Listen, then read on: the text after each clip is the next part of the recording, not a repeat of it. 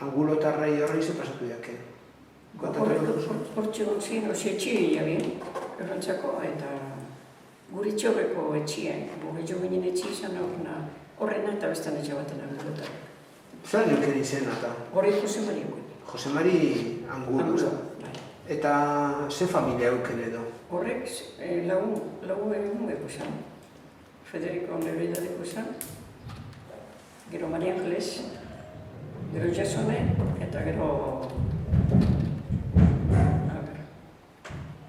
Laguarda zena zen. Euskal Itxen egun.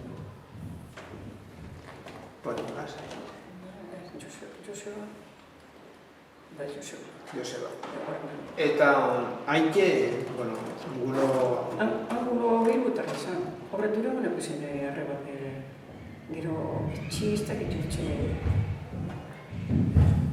ospitilata baino gara joan da palazitxo bat egin horren arrebak. Antxe huen hori jasone gero eurekin bizi zen.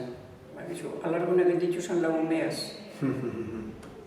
Nauzizenak 10 urte. Beste hiru batzetik.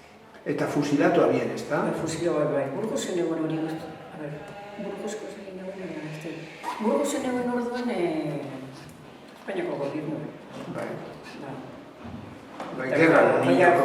Hori abertzen izalako badrak sartu abien, Horrek ezeko nire delitu bizeo. Abertzen, eta batzuk izan da, zeri. Baina, fusillo egin orduko, fusillo gehiago.